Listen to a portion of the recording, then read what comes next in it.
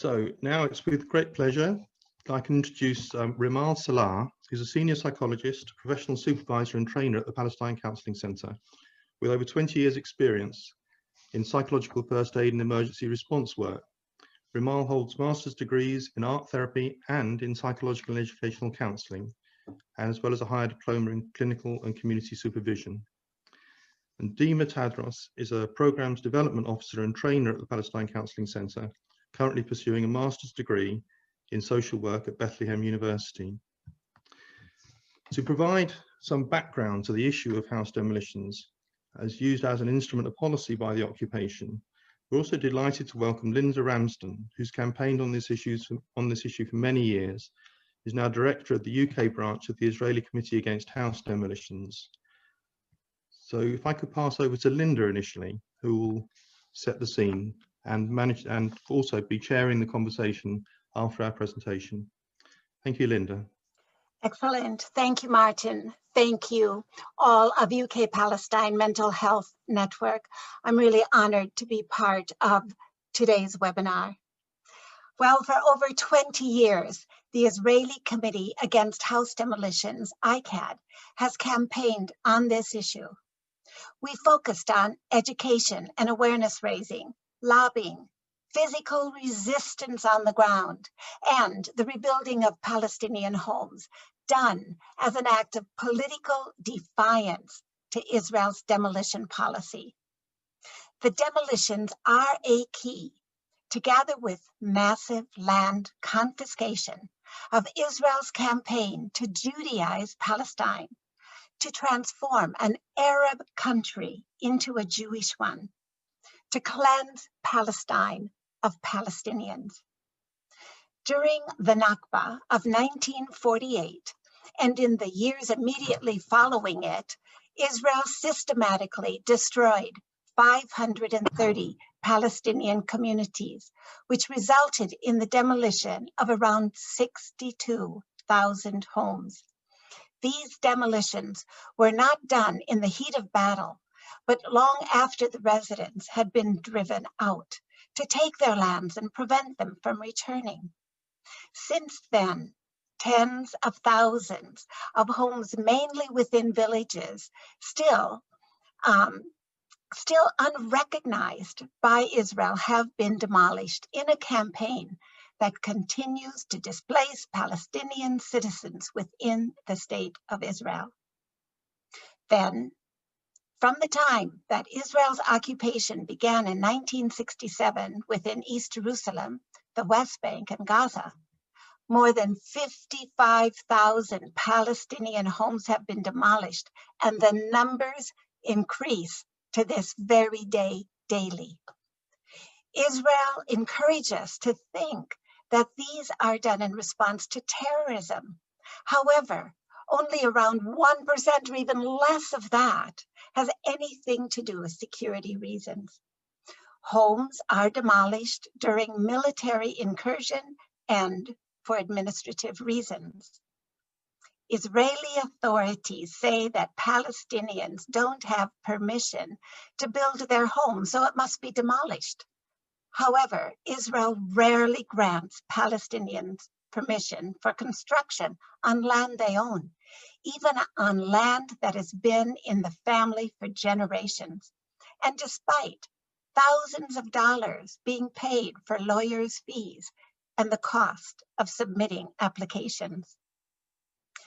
Israel has a Kafkaesque system of zoning and planning, which discriminates against granting Palestinians permission to build. And meanwhile, Israel races ahead in constructing settlements for Jewish-only populations in violation of international law. Governments condemn Israel for the construction of settlements as well as for home demolitions, which are a gross violation of the Fourth Geneva Convention. But they do nothing to hold Israel to account. There are no consequences for Israel.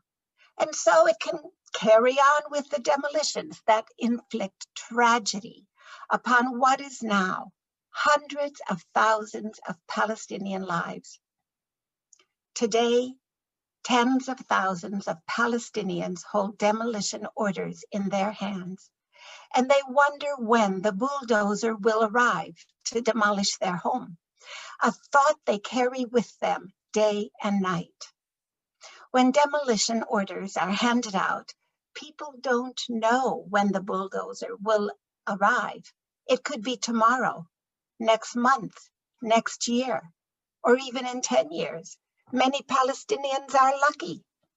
They never know who will be next, thus they live with anxiety. This year, even during the coronavirus pandemic, Israel has continued to demolish Palestinian homes. The United Nations for the Coordination of Humanitarian Affairs states that so far, 809 Palestinian homes and structures vital for living have been demolished, and this has displaced 963 people. On November the 3rd, 73 people, including 41 children, were displaced when Israeli authorities demolished their homes and other structures in the Palestinian community of Humsa al-Baqiya in the Jordan Valley. 3/4 of that community population lost their shelters, making this the largest forced displacement incident in over 4 years. Humanitarian agencies visited this community and recorded 76 demolished structures, more than in any other single demolition in the past decade. Some of the demolished structures had even been donated as humanitarian assistance. These demolitions were referred to this morning on the BBC's Today program. Another key element, and the final one I'll mention just now, is that after the demolitions, the Palestinians are landed with fines. They must pay for the demolition, and this can be anything from between $5,000 to $20,000, depending upon the size of the home. While we know that the Palestinian economy is weak, even more so because of COVID, which has meant that many people have not been able to work, thrusting even more Palestinians into poverty, thus living on less than $2 per day. Therefore, to avoid paying Israel the fines for the demolition, Israel encourages Palestinians to demolish their own homes, and this is a growing occurrence.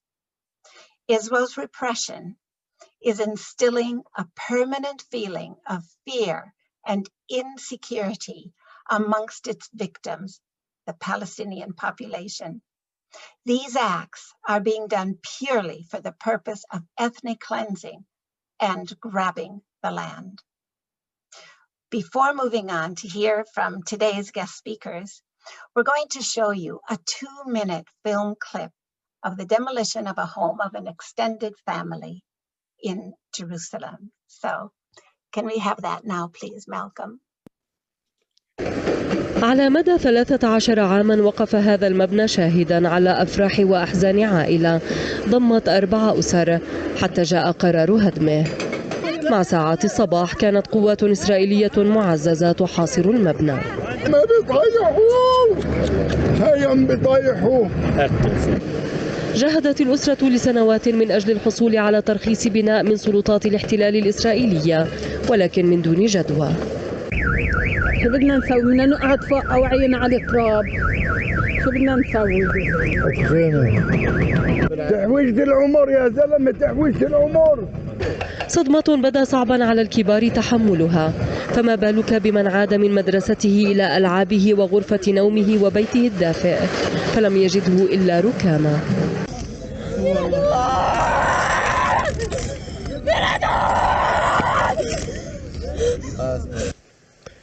يعجز الكبار عن تهدئة روع هذا الطفل أو التخفيف من ألم شقيقته. منذ اليوم لا بيت يأويان إليه.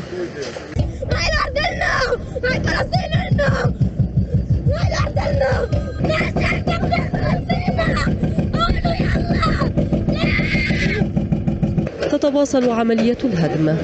يتبادل الجنود الضحكات وتحاول الطفلة التخفيف من غضب شقيقها. على عجل استطاعت العائلة إخراج بعض من أثاثها. لا سقف يحميه أو يقيها برد الشتاء. بدفعونا أرنونة وبدفعونا مخالفات وبيطالبونا بترخيص بأسلوب تعجيزي. فيش ولا أي مواطن بيقدر يرخص بيت. لقد دأبت السلطات الإسرائيلية على رفض طلبات الفلسطينيين في القدس للحصول على تراخيص بناء، وتتقاضى في مقابلها رسوما تعجيزية. ومع ذلك فقد تم منذ العام الماضي هدم نحو 80 منزلا في المدينة المحتلة، حيث الهدم ينتظر نحو 20,000 بيت آخر. سياسة تطهير تمارسها إسرائيل ضد الفلسطينيين هنا في القدس وفي بعض مناطق.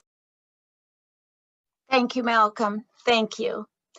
And now I'm going to call upon Dima and Rimal for their presentation. Min fadlik, shukran. Thank you, dear Linda. Indeed, this is a very, very hard video to watch, and it clearly demonstrates that indeed it's not only broken homes, but also broken families. The demolition of a home not only destroys a physical structure, but has numerous other consequences. It tears down the family, it increases poverty and vulnerability, and ultimately displaces a family from the environment that gives it cohesion and support. As you have demonstrated and explained accurately, home demolition is a colonization act aimed at debilitating and displacing us Palestinians. Unfortunately, it is imperative that we mental health workers have to intervene to take care of our own people and ease some of this pain that is inflicted. So before we start, I start, Rimal and I would like to thank you all very much for being here. And thank you for UK-Palestine Mental Health Network for inviting us to speak today. And maybe attempt to give a small glimpse on what our Palestinian families experience as a result of home demolition. As you may all know, in Palestine, we as mental health workers are continuously subject to emergency and crisis situations, urging us to act and provide psychological first aid in order to lessen the harsh psychosocial symptoms which the affected people or survivors experience. Palestinian mental health workers have come to a realization that early mental health intervention eases and lessens the long-term consequences of such traumas. Therefore, we have organized ourselves into emergency teams in every governorate, not only PCC, but also several partners of ours, such as YMCA and TRC, where we collaborate as teams to provide care for the Palestinian population. Today, I will be, as Martin mentioned, I will be assisting my colleague Rimal in talking about her experience as a mental health emergency first responder, because her English is a bit modest, and we thought, as to save time, I'll be doing the presentation, but she will be also responding to the questions and giving examples herself from her experiences and from the stories she holds deep in her heart. While she is providing psychological first aid to families and communities affected by home demolition. What we witness when we are intervening with families is that there are always many trauma-related symptoms which are represented on families and individuals following the home demolition. These range from feelings of heightened danger represented by fear, anxiety, loss of control over one's environment. We see many individuals also in a state of freeze because they feel such debilitation and helplessness as the situation is beyond their ability to cope with. There are feelings of guilt, anger, conflicting thoughts and emotions. We see children also who feel withdrawn, they have social difficulties, we see many somatic complaints and concentration difficulties among many others. I think what we think what maximizes the need and the challenge for us as mental health workers is that when we intervene, we're not intervening only with one trauma, but we have to deal with multiple traumas where in many cases, as Linda mentioned, there's a martyr, there's a home demolition, there's a confiscation of the body of a martyr. So what we witness is that it is much more conflict than only one trauma. Also, the family, which is the core of support usually. This unit itself is all traumatized, it's all shaken, as we saw in the video. And for children who would normally be protected and cared by their parents, their caretakers are themselves, in many cases, traumatized and unable to provide care for and containment for their children. More deeply, what demolition presents is a threat of existence to identity and to self. In cases of demolition, what we like to call it at the PCC, home demolition, it's like suicide. One, self-demolition mainly is like suicide. One is inflicting harm on oneself. An example, I think, which really shows and portrays what this means is an example of a man who had demolished their own home to avoid the high financial burdens of having the occupation demolish it. Rimal vividly remembers, she told me that while he was narrating their story with demolition, he said, "My home is my body, it's myself. Like while I was demolishing my home, I felt that I was demolishing me, my body, my identity, and my existence." Notwithstanding the dire financial consequences, for us humans, as psychologists, we know that our home is our sense of safety and security. It's our hope for the future. When a person demolishes their home, they lose all of this. They feel anxious, helpless, and fearful about their future. Furthermore, one of the immediate consequences of home demolition is forced displacement of families. The situation not only exposes them to physical and psychological harm as a family itself, but also this goes to the extended family and the community in terms of the psychosocial impact. This is what we see is collective. It's not only part of what one family experiences. As Palestinians, this takes us back to the experience of Nakba. Therefore, we must be aware that the trauma symptoms that arise from home demolition are also transgenerational in nature. Another example of the intergenerational transmission can be noticed when we, as PCC, we are intervening with grandmothers and grandfathers who often talk about and portray images they hold in their memories from the Nakba and Naksa. These images, when there's a new demolition of their son's or daughter's house, they re-emerge in a clear and intensive manner through their current experience. Therefore, we see very high levels of pain and fear arising, as if the previous pain and experience and the current one overlap. This experience is relived. The wound, which is what we often hear from elders, the wound never really healed. It's still opened. With this experience, it is reopened more and more. It is exacerbated. Also, it is important to see that this also brings memories to service providers themselves, as many are refugees and sons of refugees. Rimal, for example, and if you allow me, Rimal, she is also a refugee, and she recalls that when her family was forced out or displaced from their village in Beit Mahsir in Jerusalem, they became refugees in Jordan, first in Al-Karama camp and forced again out of Al-Karama in 1969 after Al-Karama war, and had to go to Amman, which is another displacement.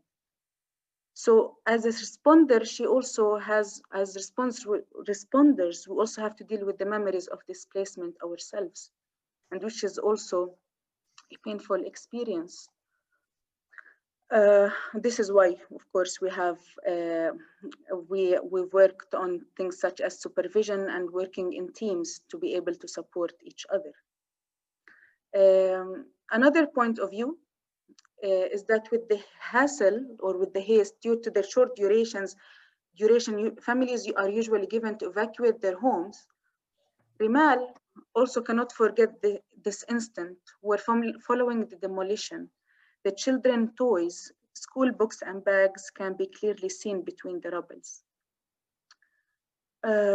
She sees this small girl who was screaming very loudly, crying, and pointing at her toy, which was in the rubble. She couldn't retrieve this toy, and in a sense, save it before their home was taken down by a bulldozer. Just imagine this image, which will never be erased from this child's mind. The demolition is taking away everything that is important to her.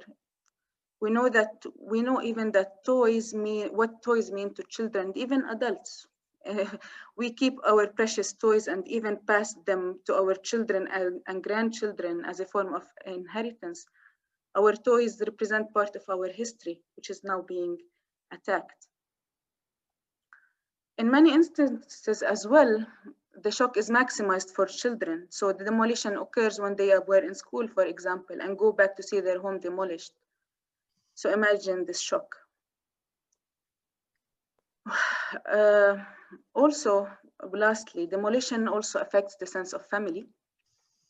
What we see, recalling what images recalling images from the video Linda just shared, when a father sees their children, wife, older parents screaming and crying, they usually say that they feel helpless.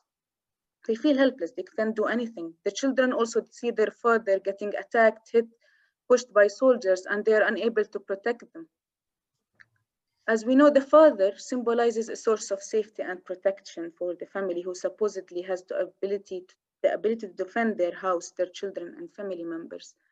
This, in a sense, which is very structured, shatters and distorts the image of the father in front of their children and family members, who in our intervention, we often see that they lose trust in them and feel conflicted between who is this person in front of me who is helpless now and how they saw them before all of that happened. This is, again, just a glimpse of what we see families experiencing during the demolition. This is very systematic indeed. This is part of the occupation policy to shatter the Palestinian psyche and displace us. So what we do now, again, after this, all of what we can do as a glimpse of hope within all of this chaos. When we intervene with families encountering the emergency situation, of course, we as Palestinians will not allow the occupier to say that I will provide care or someone else will provide care for our people. We do it by ourselves.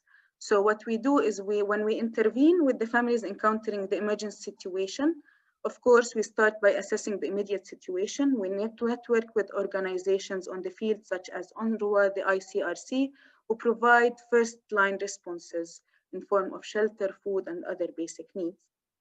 Afterwards, the PCC counselors and other Palestinian mental health responders do the psychological first aid response, which comes within 72 hours of the emergency or as soon as we are able to access the location. What it aims to do is provide immediate primary support and care to the family members, and also acts as a preventative measure to lessen the likelihood of them developing more severe symptoms afterwards, and to support their ability to go back to their normal lives as much as possible. What we do is we look, we see around us, we listen to stories, and we and refer families to services based on their needs. We help families feel less lost, regain feelings of control and balance, even through small acts that can help a lot, usually, or most of the time. As Palestinian mental health emergency responders, what makes our value added, I believe, is our knowledge of the culture and social context. Being Palestinians ourselves, we are at risk of being subject to these Israeli occupation violations. We are so in the intervention, we are able to be more authentic, intervene and understand from a very true place. We are also very flexible and are able to act sometimes spontaneously, as Rimal will mention now. And we are able to adapt our supportive interventions as well as network based on the current situation of the family. I will invite my colleague Rimal now to share stories from her experience, or a story from her experience in the intervention in Arabic, and I will be supporting her in translation. Thank you. شكرا ديم، يعني عكستي ايش الاشياء اللي كتبتها بطريقه كتير ممتازه، برافو. حتى جزء من القصص. فانا بفكر يمكن اللي بيميز قوه تدخلنا كمركز فلسطين للارشاد انه احنا عندنا قدره كمان للمتابعه، يعني مع هاي العائلات انه احنا بكون في عندنا اما متابعه تليفونيه او متابعه خلال زيارات بناء على التقييم اللي بنعمله في الثلاث زيارات الاولى، اللي بيكون أكتر هدفها إنه نلاحظ ونشوف وين الاحتياج تبع هاي العائلات. فبنشوف قديش كان في خلينا نقول تجاوب، في تحسن، في أكتر نوع من القدرة على التحكم في بعض القضايا. مثلا الأطفال بيكونوا رجعوا للمدارس، بعض الأسر بيكونوا في بيوت مزبوط بتكونش مثل البيوت اللي هم كانوا بانينها بإيديهم، بس على الأقل في شعور في الأمان، هم في الحاجات الأساسية على الأقل يعني متاحة لهم، متوفرة. طبعا الهدف الرئيسي يمكن بدي أحكي إنه لا تدخلنا هو بكون إنه نقدر نعالج كل رمال مهلك، رمال نترجم. أوكي نسيت أنا مسترسلة. طب احكي مسترسلة عمهلك. نسيت أنا انطلقت. بدك تترجمي أنت رنا؟ إيش حكيت؟ دي ما كانت معي مركزة ولا لحقتني؟ لا بس حطي واطي. I will be helping too, but I was asking Rimal to slow down a little bit because she was going on, and we wanted to actually be able to translate. So Rimal began by saying that she thanked Dima for being able to portray her what she wanted to say very nicely and very accurately. So Dima was thumbs up from Rimal to Dima. What Rimal was saying that, I mean, the process, what happens is that we, as Dima was saying, we respond usually, and to add a little bit there, we usually get the call from OCHA, which is the humanitarian assistance here, or from UNICEF if there are children involved. They are the ones who usually contact us to do the intervention. So within 72 hours, we usually go, and in PCC, like our also colleagues in the YMCA or the Torture Rehabilitation Center, TRC, or also MDM, usually in areas like Nablus, we usually have within our team people who are allocated for certain areas, so we know exactly. So if it's Shafat, it's Rana, if it's Bet Hanina, it's, so we know by location who should should be the one who goes to respond. So we usually call the family and tell them that we are going. We don't like to drop like that. We usually get a number and we call and we say we are going. But what really is important there is that we try to accommodate our intervention to the context that we find. We don't usually ask to have anything special. So if the family is sitting, we sit there. But what we try to do when we go there and look is find someone within the family, if it's the nuclear or extended family, whom we believe is in a better shape. So we try to sit with them and get more information about what happened to the family. And then we ask them who they think is most in need of our work. So they usually direct us and we begin to find the place where we can have some privacy to talk to that person and ask them and, you know, work through the family to also link them to needed care. So what we do usually is do these 3 visits where we do the immediate care and assessment of the situation. We also try to link the family to the help they need. But what is most importantly is that we also schedule after intervention. So we go and we make sure that if we had given them links or whatever, they are connected and they got the care that they need.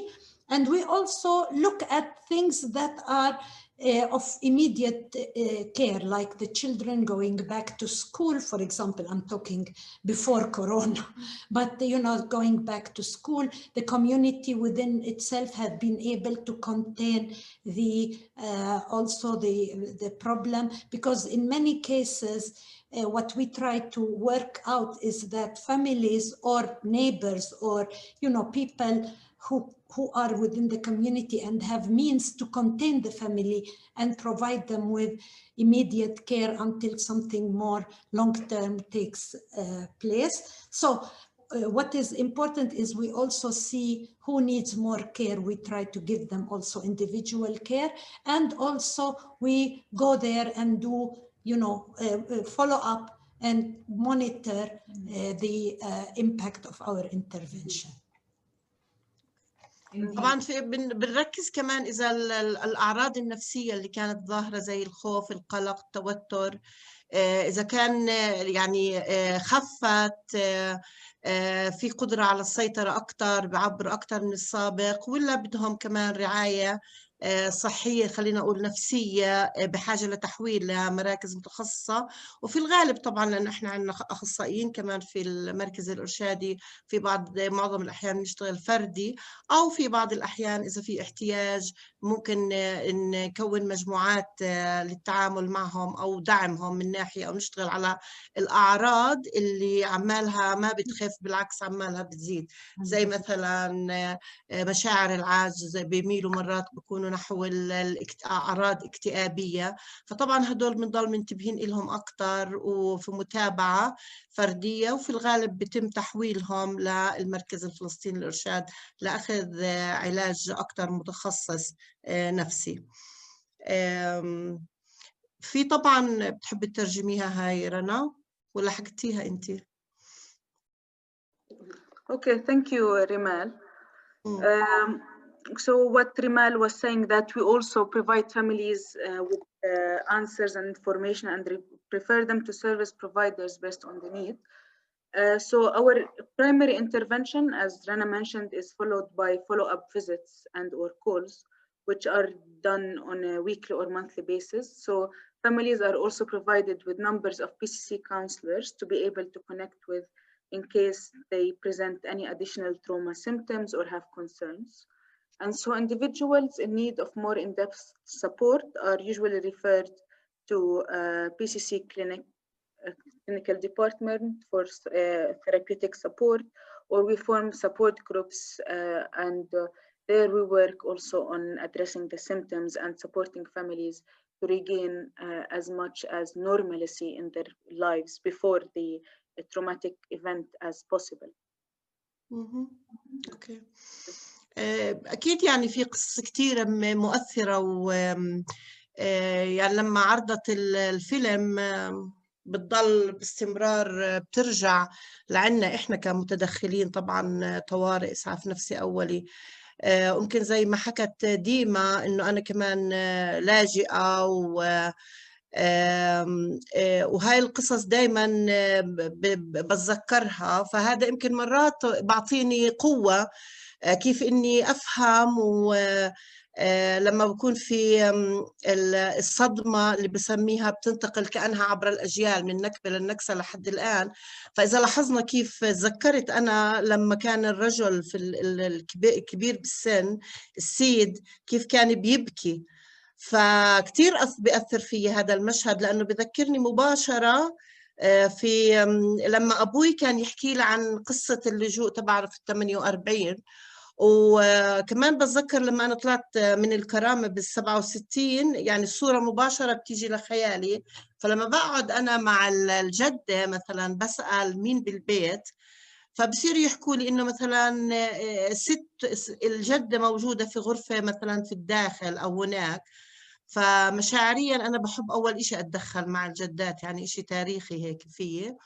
فلما بسمعهم بتكون الجدة بنسميها إحنا بالعامية نواح، فبتكون هي تنوح يعني تغني أغاني حزينة اللي أنا متذكرتها، يعني بتكون وبحركات معينة على جسمها. مثلا مرات بتكون ممكن تخبط على وجهها، فبحاول أنا أمسك إيديها لأنه بكون مؤذي، بحكي لها أخبطي إيديكي مثلا ببعض، وببلش هيك لما هي تكون تغني أغني معها. الفكرة إنه لأنه إحنا جزء من كمان المعاناة أو المأساة، بكون هالقد عنا تعاطف وفاهمين بالضبط قديش الألم وقديش درجة الألم الموجودة عند هاي الجدة اللي عمالها بتتذكر كل سلسلة الصدمات المتراكمة اللي عندها بتطلع لما يهدوا بيت ابنها أو بيت بنتها. فبننتبه لكل حدا في البيت قديش هاي المعاناة بتأثر فيه، وبنروح بتدخلي أنا يعني بوائم كيف العمر، كيف التجربة، كيف المعاناة اللي كانوا يعانوها. وأكيد بالنسبة لي أنا بكون في درجة التأثر، يعني حاليا أنا بتأثر عمال وأنا بحكي. فدايما بكون في عنا إحنا طبعا الإشراف، وفي كمان فريق اللي بتدخل. دايما بكون عندنا لقاءات اللي من خلالها بنحكي عن هاي التجربة كيف أثرت فينا، وبكون في دعم لنا حتى نقدر باستمرار نقدر نتواصل مع هدول الناس. فمهم جدا إنه هاي الجدة يعني من خلال خبرتي إنه بسأل مين بيعتني فيها، أخذت الدواء، أكلت. يعني ممكن في بعض الحالات أنا دخلت هالقد الأم كانت صامتة مش قادرة تحكي، وكانت محضرة بس عمالها بتجلي. فأنا مباشرة بلشت أجلي معها، وأنا بجلي هي بلشت تحكي وتروي قصتها وتحكي إيش يعني إنهم هم هدوا بيتها. بعض المرات كنا نقعد معهم على الأرض ونحضر الأكل. ننتبه إذا طبعا المجتمع المحلي هاي يمكن ميزة كمان بتميز كمان تدخلاتنا للطوارئ في مجتمعنا الفلسطيني، إنه في دعم من الجيران من المجتمع المحلي غير المؤسسات. المجتمع المحلي إنهم دايما بحضروا أكل، فكنا لما نيجي إذا ما في نطلب مين المسؤول، مين بده يجيب الأكل، مين بده يعمل شاي، نتشارك. إذا بدهم يعملوا يقطعوا بندورة نكون إحنا كمان متواجدين موائمين تدخلنا لطبيعة البيئة والثقافة والوضع القائم. حتى كمان هي فيها طبعا هدف إنه من خلال مشاركتنا كنا أكتر نتعرف على الاحتياجات، وكنا شوي نطلع العالم من شعور اللا حول إنه كأنه ننبههم إنه أنتم مش لحالكم، في كمان جيران العمالهم بتشاركوا معكم، العمالهم بحسوا فيكم. فعملية كمان المشاركة كانت كتير ترفع الطاقة أو ترفع اللا حول، من اللا حول أو الشعور بالعجز، لأنه في إشي ببلش عماله يصير وفي دعم. وهذا كمان كتير كان يعطي قوة للعائلات اللي تنهدم بيوتها. كمان ترجمة برضه انطلقت أنا. So thank you, Rimal. We couldn't stop you because it was coming from the heart, and it is sometimes very important. So briefly, what Rimal was saying is that a lot of the time when I'm intervening, I also can relate to what is happening as a refugee myself. I remember when I see a grandfather crying, I remember my father when we were also displaced and how he felt. I get back these memories, and I think part of my interventions, why maybe as Rimal, I like to start with the grandmothers when I intervene, and maybe because I can relate to them. And when I'm intervening, a lot of the times, looking at the transgenerational trauma and how it is represented. In Palestine, we have these grief songs or grief songs that go back to Al-Nakba, where the grandmothers start singing them, and they start doing also some physical expressions such as hitting the face, as saying that this is very painful. And this takes her back to her own experience, and they're singing songs that she knows from direct experience. And what she is doing with the grandmother is usually she is holding her hands, telling her to hit something else so not to harm herself. She is also singing with them, with her, these songs, trying to make her feel that you are not alone, we are together in this, I'm here to support you authentically as I am, as a human. This, of course, not forgetting, this is also very painful for me as a first responder in my intervention, which is why what's very important that we have this supervision framework at the PCC. I'm able also to debrief with my colleagues and get support from the group to be able to continue to provide the support, because this is very painful for us as well. Also, when one of the stories Rimal shared was when she went to a family, to a home, and there was this grandmother who was sitting alone in her room. And Rimal went to her room. She asked, of course, knowing the context, where is the grandmother? Can I go to her room? She went inside the room and talked to her. She told her, did you get your medicine? Who gave you your medicine? She called someone to help her from the family or from the neighbor to ask them, did she take her medicine? Sometimes Rimal also took the medicine and she showed it to her, did you take this? So she takes care of her immediate needs and tries to take her, as I know the story, Rimal also took the grandmother to join the other family members when they are grieving together, so that she is not also alone, and so that they are able to support her. Other instances where also she was able to be very spontaneous, and it is very important in such interventions, is that there was this mother of a martyr whose home was demolished. She was sitting there in silence. She didn't want to talk, and she was in the kitchen washing dishes, cooking, and things like that. So what Rimal did was, she went there inside with her, and she started helping her, told her, did you want my help? And then from there, while Rimal was helping her wash the dishes, she started talking. She started opening up about her experience, which is very important. One last thing Rimal also mentioned, which is also very, very important in the Palestinian context, is the local community. So when we go, a lot of the times the local community is making food for the family. They provide them, they try to support them also with food and things like that. And where instances where there aren't such things, we also go to the neighbors. We ask them to make food for the family. Why is this important aside from the physical care? It's also psychologically, it takes the family out of the feelings of helplessness. They feel that there is support, there's a group, there are people around them that are willing to help them, which is also very, very important in this intervention. Rimal. أعتقد يعني ممكن هلا إذا في أي حدا بحب يسأل أي سؤال تقريبا إحنا لخصنا كل شيء ديما. So if anyone has any questions, please feel free to share with us this, and we will also be able to elaborate more through the Q&A. Thank you. Excellent, excellent. Thank you, Dima. Thank you, Rimal. And I'd also like to thank Rana Nashashibi, who's the director of the Palestine Counseling Center, for her contribution today as well. Thank you, Rana. Not everybody may know who you are, so it's important. We also acknowledge you and your contribution today. Thank you.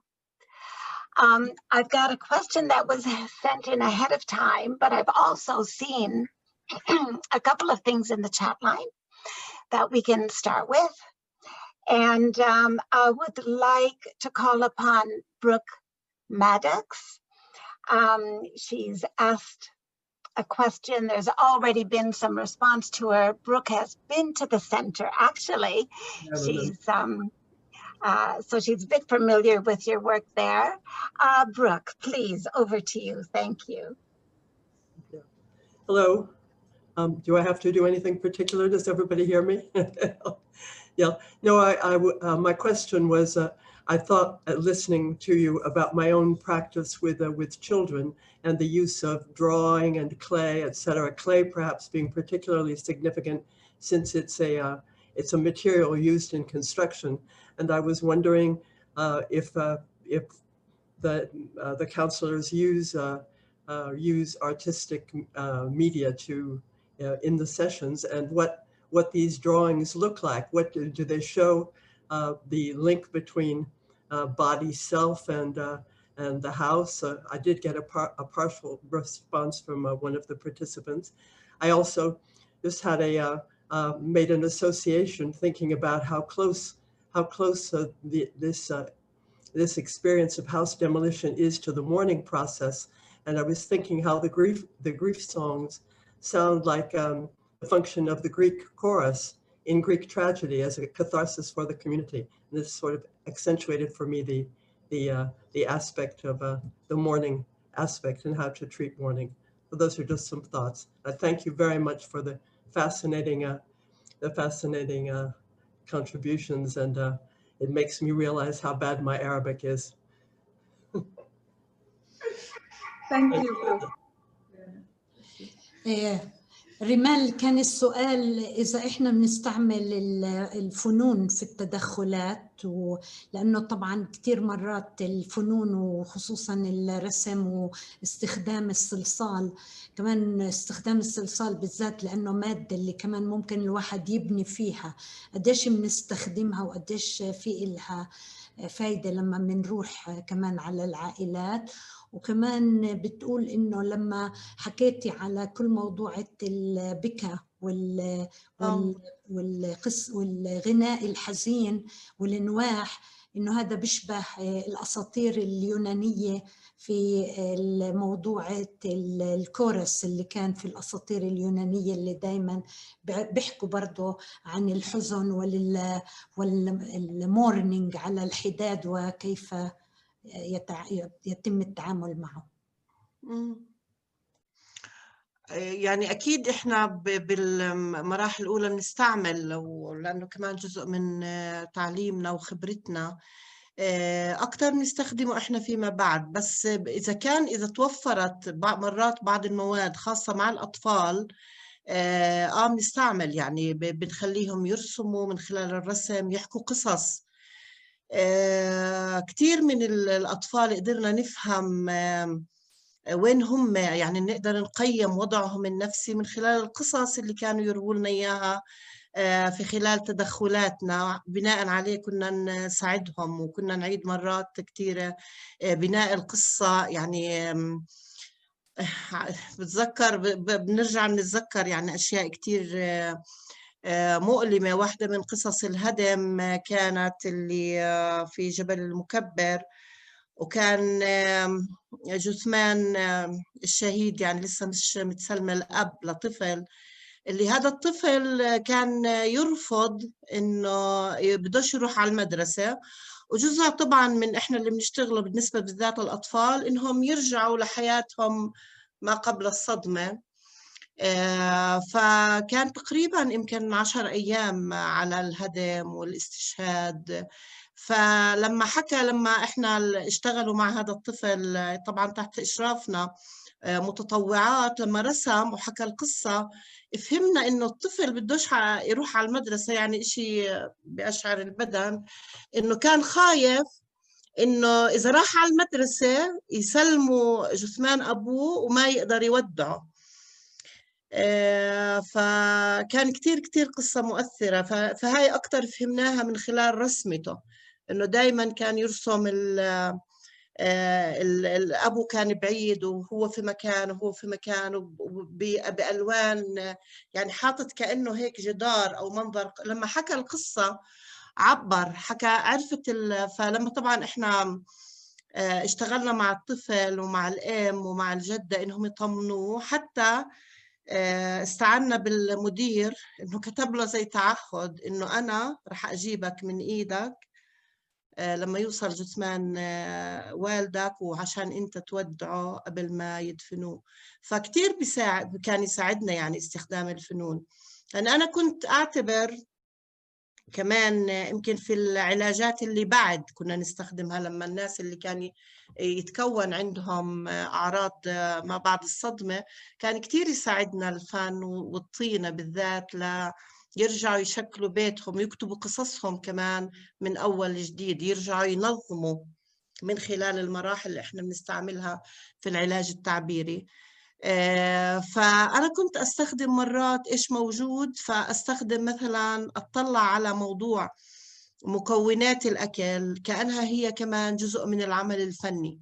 يعني كان الهدف إنه مساعدتهم إنهم يشتغلوا إشي ليطلعوا من شعور العجز ولا حول، وإنه من خلال هذا العمل أي عمل. يعني في عمل مثلا جماعي مع مجموعة في سلوان، اشتغلنا معهم بالعجين، إنهم يعجنوا، ومن خلال العجين إنهم يغنوا ويحكوا قصص ويحركوا جسمهم. فكان هذا كتير يساعدهم، ساعدهم بصورة كبيرة إنهم هم كمان نفس الإشي يصير عندهم قدرة على إنهم كأنهم يكتشفوا حقيقة مشاعرهم، يعبروا عنها بطريقة أوضح، يعبروا عن حزنهم كمان أكتر. وكان يعطيهم كأنه العمل الفني قوة وشرعية أقوى، من خلالها يعبروا أو يجسدوا حزنهم في قصة معينة، اللي من خلالها خاصة لما يكون عمل جماعي ياخدوا كمان القوة والدعم من المجموعة لما يشكلوا قصة جماعية. فكان الشعور إنه مش بس أنا لحالي، إنه في كتير من مثلا النساء بيشعروا نفس شعوري، وهذا كان يعطيهم قوة وكان يعطيهم دعم لبعضهم البعض. يعني هذا الجزء يعني إحنا اختبرناه. طبعا إحنا إذا بدنا نحكي أكثر كمان تجربتنا بغزة مع المرشدين كمان كانت تجربة غنية في هذا المجال. رمال عمهلك يعني هون بدها وقت طويل يمكن لنحكي عنها، بس بكفي بشطح. Rimal was saying that in the first respond, Brooke, we don't usually work a lot with the artistic. We work mostly in the linking and making sure that there is basic issues are there for the family, and that there is linking, and that they feel that they have the support in the basic issues. But we do that later, especially when we feel that there is more traumatic symptoms and freezing or debilitation. So we work a lot with the hands, with the body, with the voice, everything that we feel, especially in the body where we feel the trauma is being, you know, like stored and embodied, if you like. But again, with the children, we usually, when we go and we know that there are a lot of children, there are usually the team which work with the adults, and then another team works with children. And we do have like a kit with the colors and everything that we carry with us, and the mat. So we have our mat and our kit of working with the drawing. So usually some of the team goes and work with the children, and with the children in the beginning, it's easier to also work with the art and get them to draw and play and tell stories. Rimal talked about a story in Jabal al-Mukabbir about one child there who, after 10 days, we were still going there and taking care of the family. The child refuses to go to the school, and he wouldn't say why. He just refused to go to the school. So everybody was quite you know, like keen of having him go to school, you know, to go out of this, you know, like this environment and so on. And the child refused. But then bit by bit, with the work with the volunteers who were there and his drawing, by him drawing, they discovered that the main fear there was that because his father was the martyr in this, what we said, the multiple trauma, the father martyred, and there was a demolition of the house, and there was a confiscation of the body. So the child's main fear was that the body will be brought back to the family, and the father will be buried without him saying goodbye to his father. That was his main fear, and that's why he didn't want to go to school. Especially that, you know, when they release the body, the Israelis like force the family to bury the person in a few minutes with very few members of the family present. So everything is done in a rush, and the child knows that. So he wanted to stay there and not lose the opportunity to say goodbye to his father. That was only revealed when we saw his picture, where there was him and the father, and they were separated as if, you know, they're not close to each other. And that was his main fear. And the only way that we could get him to go back to school was that we asked his principal, the school principal, to write him an official letter promising that the minute that the body is released, he will take him by the hand and take him to his house, and that he will do it personally. Rimal was also saying that usually when we go to the house, to the rubble where the family is staying, we try to work out through whatever we find in the environment. So if the issue is about moving, we try also to work with the food, with the preparation of food, because again, we feel that this is also some type of artistic expression where people cut tomatoes, cut cucumbers. When in Silwan, with a certain community of women, we did the baking and the knead. So we did the knead, and they were working with the flour and kneading and doing a pastry. That was also one form of how we worked with whatever is in the environment to the most important thing is to get the people out of the situation of helplessness. Thank you. I just want to say something quickly. There are some comments that have come into the chat line. They are in Arabic. And so if these are things to be communicated to everybody, somebody is going to have to translate them, please. I've seen 3 questions here. Well, one of them, as I said, came in early. There's a question, I'll call upon Martin in a second because he would like more information about a demolition itself. And there's somebody, something else from Dara about, again, referring to after a demolition. But I'd like to highlight something which came in from Annie O'Gara in advance of today. Annie represents Protecting Palestinian Families, so she's working as a campaigner here in the UK. She sends her apologies. She's not able to be with us because she's attending another event in support of Gaza. So she's in a live link with them at the moment.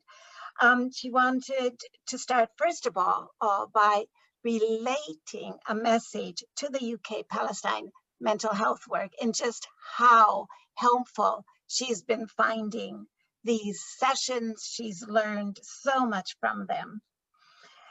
She then writes, we hear about PTSD, post-traumatic stress, but I have read about the demolition before the demolition, a concept expressing the traumatic anticipation of home demolition.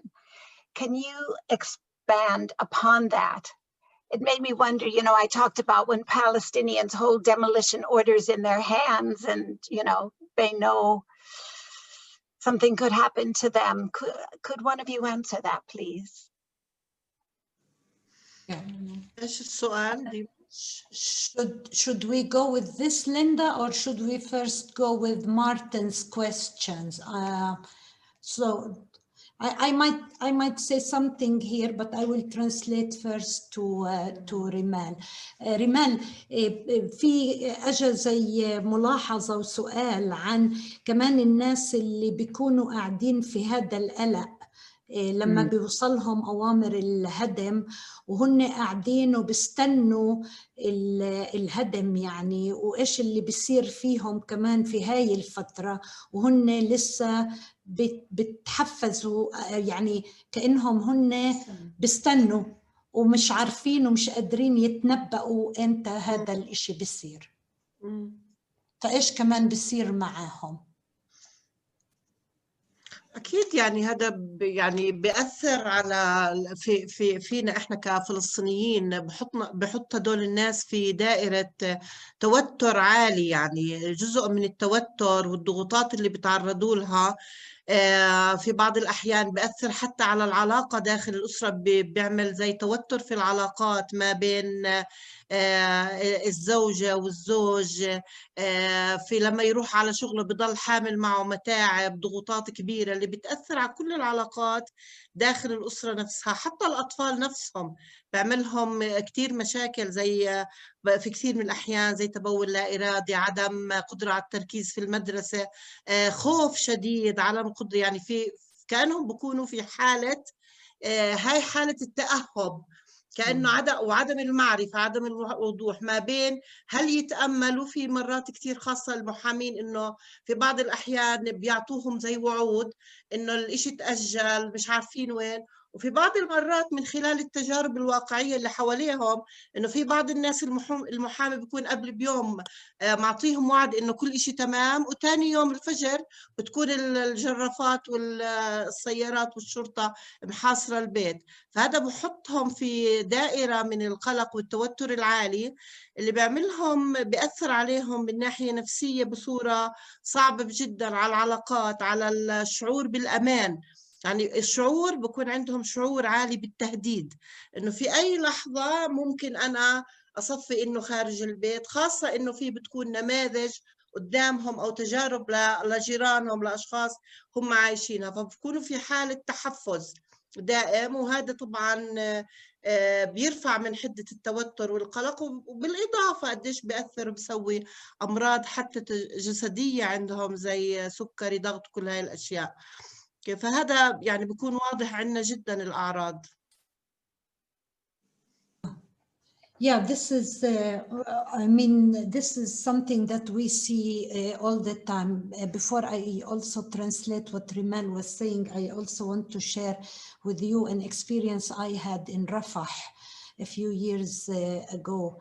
And that was, you know, in the Rafah camp, there were families there who had experienced 4 types of displacement, the same family, you know, going from one place to the other. And there was, you know, like demolition and demolition and demolition. Of course, there was the Nakba, but then there was, even within the camp, there were series of demolition. And when I was sitting with this family, we're talking about the demolition, one of them told me that actually when the bulldozer came, it was a relief, because he couldn't take the anticipation. This high agitation due to the anticipation of when will it happen? Will it be today? You know, this all sense of unpredictability.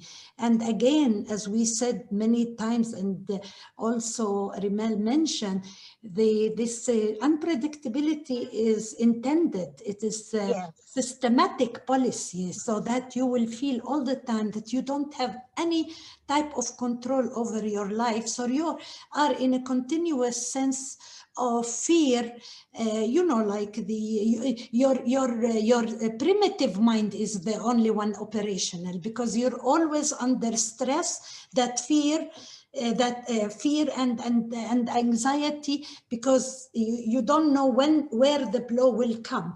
So you're all the time agitated, you're all the time anxious, stressed, psychosomatically burdened, because you feel like all your body aches and so on. And it's all because you can't do anything. You are in a position that whatever you do, it's a hopeless case. So in the time when, for example, what Rimel was saying, that what we found that that period is a period where there is a lot of problems that happens within the family. There are a lot of, you know, like quarrels that happens between the couples and the children themselves, because everybody is in highly agitated, and they're all, you know, like kind of like displacing the anger that is supposed to be going towards the Israelis, that are making their life miserable towards each other, because each one feels that the other can help and they're not doing enough. And there's always these lawyers that keep promising, okay, we've postponed it, it's not going to happen, but then all of a sudden you see the bulldozer on your doorstep coming and taking out your house. So that state is very bad for everyone. Usually all the family within, I mean, the family structure is actually all hit, and everybody is in high anxiety. So there is a lot of problems that happens there. To connect it maybe to what Martin was asking too, is that actually there is no time frame. Yani it can be that they are given 1 hour, and usually there is one pleading or one plead or whatever, and there is a court case, and then the last how do you say, verdict comes in the morning, and within an hour the bulldozers are there. So some of the families, they don't really have time to take anything more than, and we were told that by many families, they don't take more than money, maybe some jewelry, and some of the very, very important documents, which usually they stash in one place where they put them together, because they're always afraid that the bulldozer will be there. So it's rare that they have time. It's rare that they know in advance. And sometimes, to be honest with you, sometimes they might know, but it's also an act of treason, of giving up. when we begin to pack and put away the house. It's like we're resolved to the fact. So some people resist that act because they want to resist that kind of helplessness where we are as if we are like obeying the order. And it's an act of resistance and resilience when we keep the house as is and we don't do anything for it as if we have already complied with the orders of the occupier. So أنا بصراحة كنت بدي أسأل سؤال عن تقريبا نفس الفكرة، إنه الأشخاص المعرضين لأنه بيوتهم تنهدم، إنه إذا كان وصلهم رسائل أو في عائلات بتعرف إنه بيوتها رح تنهدم قريبا مثلا، إنه هل في مجموعات داعمة للأطفال أو للأسر هاي بتساعدهم على إنه يستقبلوا هذا الحدث، لأنه هيك رح يصير حسب الكيس تبعتهم إنه أعراضهم بتكون مختلفة عن أشخاص ما تعرضوش لموضوع الهدم على طول من دون أي يعني أخبار، يعني فجأة أغلبهم بيكونوا عارفين إنه بيتهم ممكن ينهدم حسب ما أنا فهمت، ولا إنه هذا الإشي مش مقبول بمجتمعنا، إنه إذا هم استسلموا إنهم بدي يجهزوا حالهم للهدم فهي مش نوع من أنواع المقاومة، أو بيكون صعب شوي إنه نوصل الشعور هذا للعائلات هدول للأطفال، أو ما كنت بتساءل إذا في زي هيك نوع خدمات أو لا عن طريق المركز تبعكم. لا قبل لا ما بنعمل. خليني أترجم السؤال ريمان وبعدين تردي. Hind was asking also something similar, Martin. Is it that in every case that it's sudden? It's usually sudden when there is a martyr, of course. And I mean, there is a martyr and it's sudden. They just go and demolish the house. This is the collective punishment that goes with the martyrdom. But in the cases where people kind of know that there is a demolition going to happen, do we intervene in the meantime to ease the situation and get the family to be prepared for that? Or it is also like the act of resilience not to comply? That's what Hind was asking. أعتقد أن أنت جاوبتي هذا يعني هو ما في مجموعات إنه قبل، عادة إحنا تدخلنا بكون بعد. أظن هو كمان جزء منه إنه إحنا حتى كمؤسسات نوع من الرفض لهاي فلسفة الهدم، وإنه إحنا دايما بكون عندنا كمان زي العيال إنه رافضين للفكرة وفي مقاومة إنهم يتقبلوا هذا الموضوع، وجزء منه إنه بضل عندهم أمل إنه الأشياء تنجح يعني فيها. يعني يمكن بلكي موضوع بدنا نفكر فيه، بس هو جزء من الرفض كمان والمقاومة للعيلة، إنه تضل تتأمل كمان. إنه يعني ما شفتها أنا ولا بعيلة إلا بكون التحضير عادة إنهم بحضروا إذا عندهم أشياء غالية، في الغالب ما بكونش، وبالذات الأوراق يعني الوثائق الرسمية زي شهادات ميلاد، زي شهادات مدارس، كل الوثائق الرسمية الأوراق المهمة هي بتتحضر بتكون بشنطة. غير هيك من خلال تجربتنا لا مش توجه غير موجود يعني عندنا احنا في مجتمعنا الفلسطيني. Okay, before we hear that translated, please, thank you, Rimal, your latest comment. I would just like to say there's a few more questions that we would like to put to you during our session today, but to say to the audience, because we're starting to lose some people, that we would like to propose some actions that people can take. When we think that most of the audience are not there with you in Palestine, we want to be doing things to help this terrible, terrible policy of house demolitions to end. So I hope people can stay with us to hear that added contribution that will be coming in a few minutes. But if somebody now can tell us what Rimal has just said, and then I'd like to call upon a couple of more people yet to place their questions. Thank you. And just say we'll try to finish, you know, around 5:30. So it's 10 minutes for the last questions, your comments, and our actions, if that's possible, please. Thank you.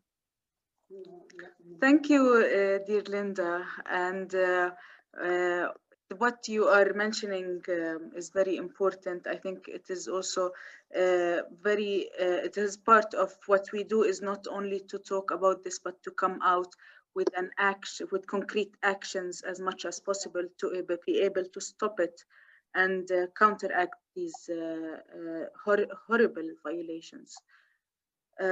So coming to what Rimal was translating from Hind's question, that our interventions are usually done afterwards, after the demolition happens or the emergency situation. It could be partly because as Palestinians and as organizations, we are in this state of, I don't know if we can say, denial of that we will not obliged with the occupier. However, with what also I wanted to add something that what also we did is that a lot of the times we work with the communities on the grassroots level to allow them to be prepared for emergencies. We do a lot of emergency preparedness with the communities, mainly the CBOs and the community committees in the most at-risk communities. So what we did, we helped people prepare lists of things that they have to, for example, to prepare and to take out when a home demolition happens. So this is part of the preparedness. But in terms of psychological, as in support groups and things like that, we think this is also something. Thank you for the question, and we will take into account and maybe think about for future development. It remains to be something conflicting within us. I mean, is it our role to prepare people to home demolition as mental health workers? It's as if adding more pain to the pain, also for us as mental health workers. Is it the idea is to just save what can be saved, or also work on stopping it from the beginning? I mean, from the root causes, like we always say. I mean, I thank you, Linda, because what you are now asking people to do is to help us deal with the root causes. Yeah. True that we mental health workers try to ease, but definitely if we want to make a change, it has to go to the root causes. This has to be stopped. I mean, occupation has to end. This is the first thing. That's the most important, but also not to allow Israel to continue without also being punished for its violations. And these grief violations, which we know why they're doing it, is also, again, going without any without any punishment, and we should work to stop it and to hold Israel accountable for all these violations, and among them, of course, home demolition.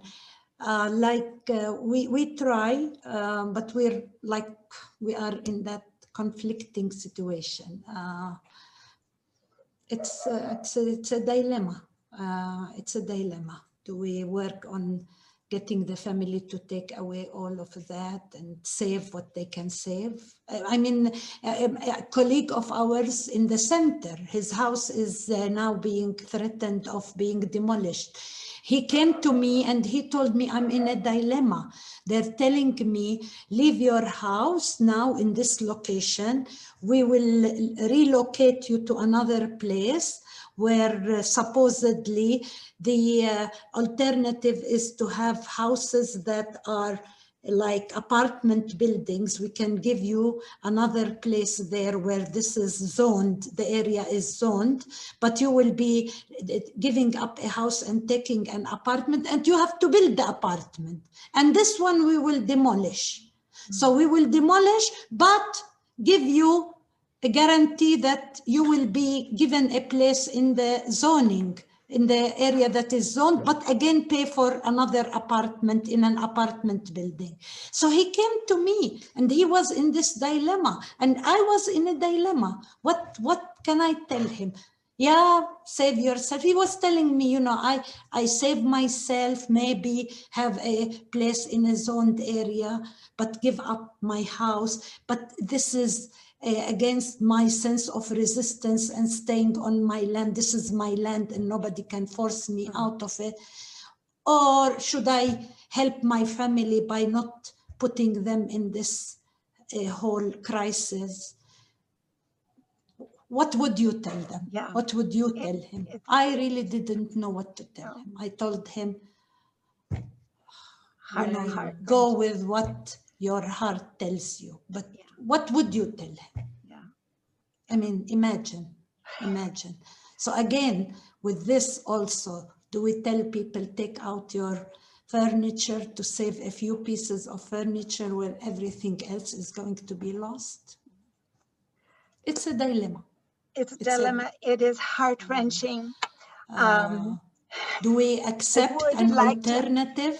For example, to save ourselves, Palestinians, we take Jordan to be our alternative country. Do we? Of course not. No. Palestine is our home. No. It's not a matter of where we find another living place. It's our home. I mean, nothing can be compensated. Nothing compares to our home. Exactly. As we've said earlier, this is settler colonialism. That's what it's about, the ethnic cleansing, settler colonialism. Linda, you're saying something, but we can't hear you. Sorry, can you hear me now? Can you hear me? Yes, we can. Can you hear? It was settler colonialism. Yes, sorry. I was mentioning settler colonialism. I wanted to call upon Dara and Heba to put their points very quickly and together to you and quickly, because it's nearly time to finish, although we can go on a little bit. I'm concerned because one of our host administrators has got to leave shortly, and he's got a slide that needs to be put up.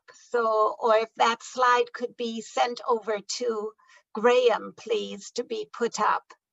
If Malcolm has to leave, I'm really sorry to have to do this administration here, but I hope that can be sorted, please, so I can call upon Heba, and then immediately after that, Dara, to make their points. And then if you could comment on that, then I must call upon Guy as well. So, okay. I hope that can happen. Okay, Dara and Heba, please. Can I hear from you? Okay, well, Dima and Rimal, thank you so much. And Linda, thank you so much for your work. Incredible, very, very moving. And I just hugely appreciate the work you're doing with actually embodying trauma in a way that you're finding natural ways, washing dishes, cooking together, bringing the body out of the frozenness of trauma back into reconnection with life and community. Fantastic work you're doing. My question to you was, do families ever ask you to return to the site of their demolished houses for a ritual of remembrance or separation? Do they feel the need to collect a stone, sand, any symbolic object to hold on to their homes? Thank you. بس آخر إشي إيش سؤالها كان رنا؟ سؤالي كان أول شيء لكم شكرا كثير على شغلكم بجنن، وثاني شيء السؤال كان العائلات بيسألوكوا مرات إنه ترجعوهم على بيوتهم على أراضيهم، تيقدروا يعملوا نوع من ريتشوال. شو بيقولوا بالعربي ريم؟ ريتشوال طقوس. برافو، طقوس ذكريات، وكمان separation يعني شو بيقولوا بالعربي؟ وداع. برافو. إذا بحسوا ضرورة إنه ياخدوا مثلا قطعة أرض، يعني حجرة ولا تراب ولا شغلة رمزية بتمثل بيتهم، يقدروا ياخدوا بيتهم معهم مثلا. المضبوط آخر Could Dara come in and make the intervention? Dara, are you still with us, Dara? I am. I will say it in Arabic then, so it's easier. I want to introduce myself first. My name is Dara, and I'm a third-year BA psychology student, so I'm still new to this world and learning bit by bit. So my question is, and I'm going to say it in Arabic. So يعني بعد فترة من حدوث هدم البيت أو أي حدث مؤلم للفلسطينية، هل مشاعرهم وأفكارهم تتجه سامعين صوت منيح؟ واضح. أوكي. هل مشاعرهم وأفكارهم تتجه نحو فكرة الاستسلام وإنه شو هالعيشة وشو هالعيشة اللي إحنا فيها، ولا هل تتجه نحو فكرة المقاومة إنه لا إحنا بدنا نضلنا نستمر؟ وكيف أنتم كعاملين في مجال الصحة النفسية وكأخصائيين نفسيين بتوجهوا أفكارهم ومشاعرهم بخصوص هذا الموضوع؟ لأنه أنا بعتقد إنه كثير مهم كفلسطينية إنه نركز على المشاعر المقاومة، لأنه بعتقد إنه المشاعر المقاومة هي بأهمية المقاومة على أرض الواقع زي المظاهرات وغيره. فبس حاب أعرف رأيكم بهذا الموضوع وشكرا. بس أحكي لك يعني يمكن ولا حالة من الحالات اللي أنا اشتغلت معها بكل حالات الطوارئ أكيد بكون عندهم مشاعر إحباط ومشاعر شعور بالعجز وهيك، بس ولا مرة كان فيها مشاعر استسلام. بالعكس كان فيها مشاعر تحدي وصمود دائما وأمل بأنهم هم بدهم يحاولوا كمان مرة ورح يرجعوا كمان دور يبنوا هذا البيت. يعني ذكرتيني بآخر حالة إلهام، هاي بالصدفة إلهام تبعت مسج، كانت معي لأنها زميلتي إلهام، بصير عندهم إصرار وطلعنا أنا وياه نتدخل مع بيت في برضو جبل المكبر. كان بيت رائع، فهو كان حامل صوره وموجود بنظف في الحجار تبعت لأنه هو اللي هو الهد البيت بإيده. فهو حكى إنه هو صممه للبيت وهو عنده إصرار وتحدي إنه يرجع كمان مرة يبني هذا البيت، وبده يبذل كل الوسائل والطرق حتى يرجع يبنيه. وكان في كمان دعم مجتمعي، كل أصحابه وأصدقائه والمجموعة كبيرة كانوا داعمينه، كانوا يساعدوه في إنهم ينظفوا الردم، وكانوا كمان بيشووا. فأنا وكمان إلهام كان جزء من تدخلنا إنه كنا قاعدين معهم، وكنا كمان مرة نساعدهم في السلطة ونحكي، وكان كتير مصمم ومصر. وهذا النموذج كتير شفناه، وكانوا كتير مرات طبعا يرجعوا يقعدوا على الردم، يبنوا خيمة في المكان اللي صار فيه الهدم، كانوا يصروا انهم يبنوا الخيمة في نفس المكان. فبالعكس كان يكون دايما عندهم تحدي ورغبة في الصمود أكتر. نسيت السؤال اللي كان قبل من شو اسمها؟ من هبة. هبة صح؟ I think what Rimal just said, Hiba, answers maybe your question also, because basically in our case people don't leave the place. They stay. Usually they put the tent, or they usually have like a mat or something, and they stay on the rubble. It's after a very long time that people leave the place, and in many times the people all the time in their mind that they're going back and rebuilding their houses. And we've seen that in many cases where houses were rebuilt and they were demolished, in certain cases 4 or 5 times. For example, in Araqib, my colleague is saying, you know, like I think 40 times or so it was rebuilt. It's a village in Naqab. So no, the people always, it's not that they just want a memory, they're there, they stay. And there is a lot of insistence. خربت طانة بقول لك صلاح اسمها. خربت قانا. So there is a lot of insistence that we will go back and rebuild our houses and also use the rubble to use it to rebuild our house. So they have that insistence. So it's not just a memory, it's that insistence that they will go back and do it. And for Dara was asking whether in the people do show more helplessness or they show more resistance, and Rimal answered that it depends. I mean, each family or each individual is different. Do we as mental health workers encourage them on resistance or helplessness? Of course, we go with them again to work with them on their abilities, on strengthening. We're very much in a strength-based approach. So we work with people on locating and being able to solidify their strength, and through their strength decide on their future. We never dictate anything. We just go with the strength and we build their strength, and definitely with their strength comes the resilience and resistance. But our approach is very much strength-based, which is getting people to see how they can go out from the helplessness and into a sense of control over their environment. Thank you, Rana. Rana, excuse me, Rana. Zaki, I don't know who Zaki is. Zaki, I'm Zaki from Gaza. I'm social worker in UNRWA. Hello, Zaki. Did you want to make a point? I wanna thank مركز الإرشاد to this. If Rana assist me to translate from Arabic to English, excuse me. مرحبا زكي. Go ahead. رنا بس بدي أشكركم كتير على هذا الجهد قديش مهم. وأنا بحسباني لاجئ قبل ما أكون أخصائي اجتماعي وتهجرت من بيتنا.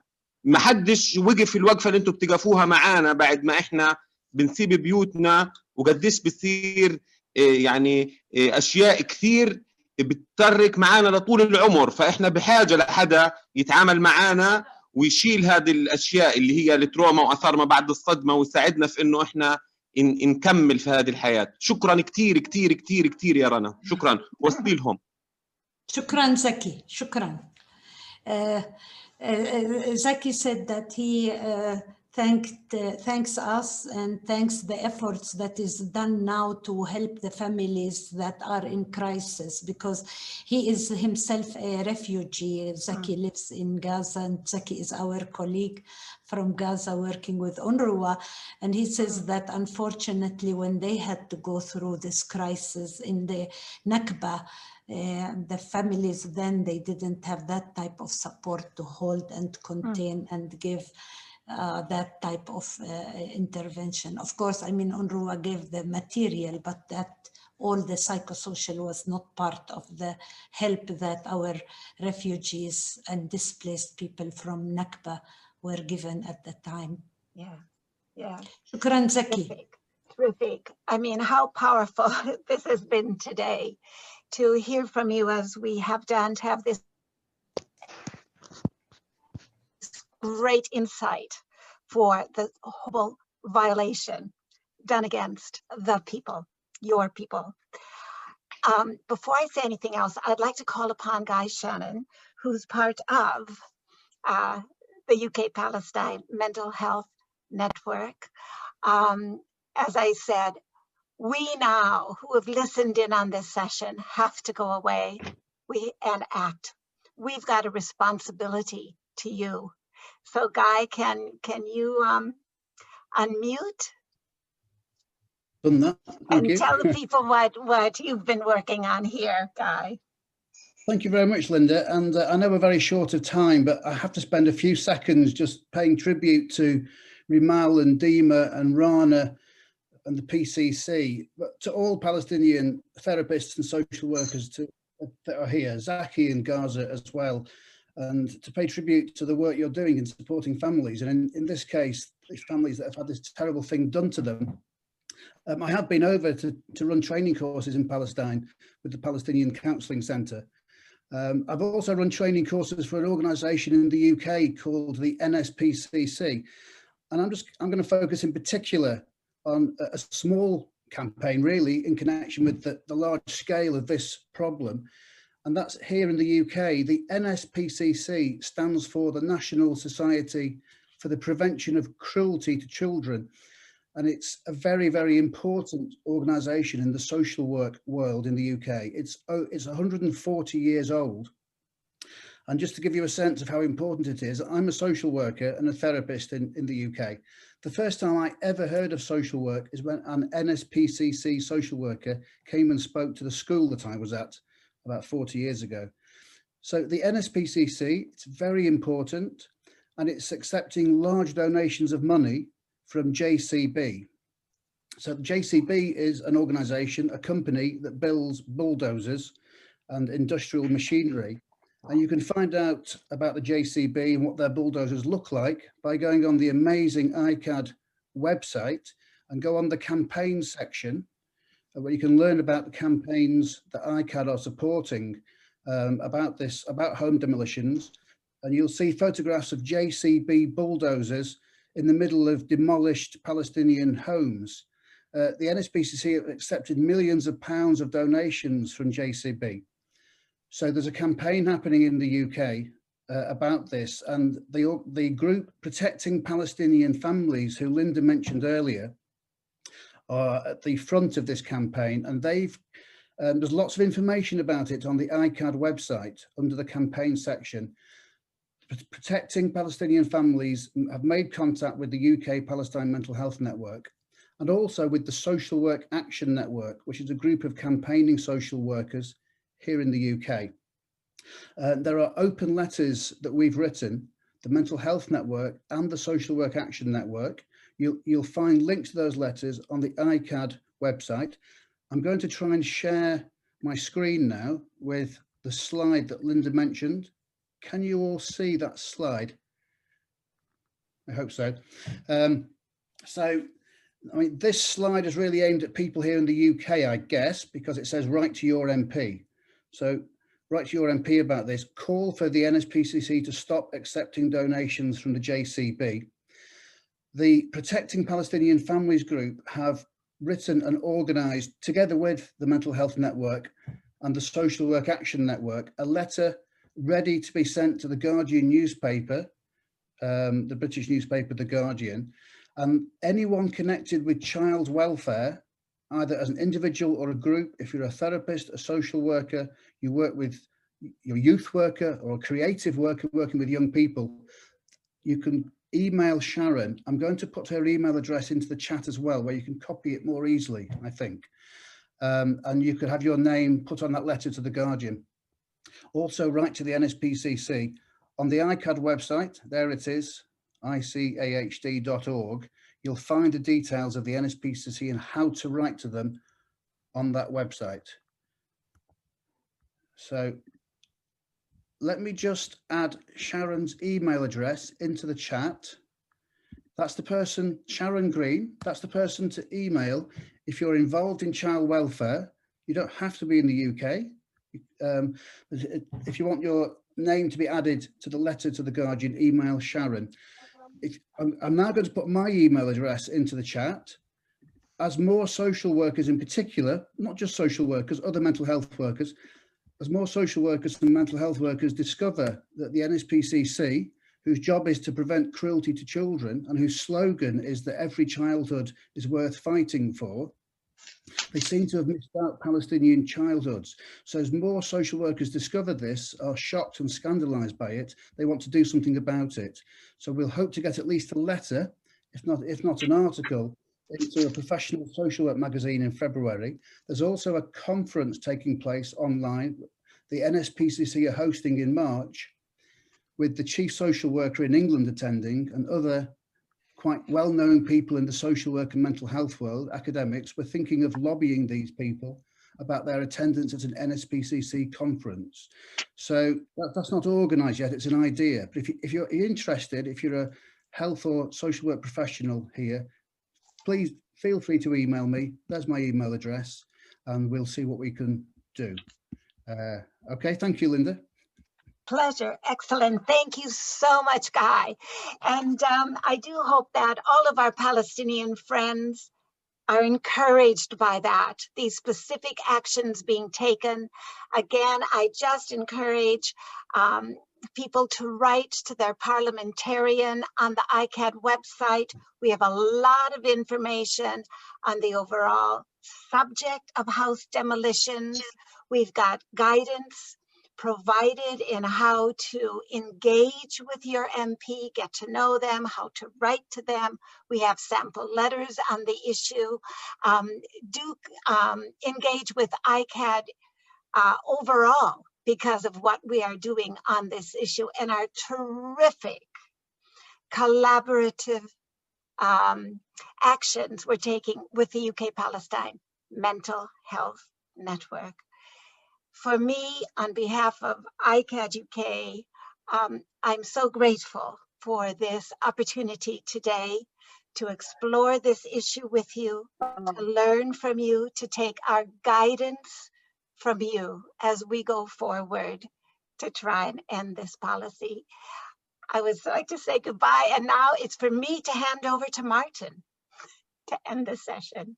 Martin, thank you. Thank you. Hi there. I'd just like to echo what Guy and others have said in our appreciation of what you've shared with us today. Been a very powerful and extraordinary, eye-opening experience being part of this. There's one image that stays with me from, well, lots of images actually, but actually there's one from that video earlier on, and it's of the forces of the occupation laughing together while the demolition is taking place. It reminds me of a comment made by Stan Cohen in an amazing book called States of Denial, where he says that in all the demolitions that he was present at, he never saw a soldier feel any shame, even if there were journalists and internationals present. And I think what this tells us is something of the rooted racism that in this culture, which is necessary, I think, to pursue a settler colonial process. And I think that's really worth underlining, because the framing of our activism, you know, is really important to be very clear, I think, about what kind of framing it is, the nature of the beast, if you like, and why decolonization has to be at the center of this. So I'd really like to thank everybody again. There's one more cheerful message in a way. I'd like us to send birthday greetings to Angela Glendenning, who's 86 today and who has been a redoubtable campaigner for Palestinian rights for many years. She's a wonderful, you know, model and ideal, so that's fantastic. Otherwise, I hope we'll see everybody again on the 9th of January. In the meantime, I hope we all and everybody has a peaceful and secure, I wish we could ensure that, but hopefully people have a peaceful and secure New Year period, and we'll look forward to seeing you again next year. Thank you very much. Bye-bye. Happy New Year to all, and thank you very much. We are always thankful to UK Mental Health Network, UK-Palestine Mental Health Network, and all our friends who are with us. And we're always thankful for you for arranging this wonderful platform that we can come and talk and share about our experiences. As much as it's important for you to listen, it's also important for us to speak and put the word out about what's happening. So thank you very much.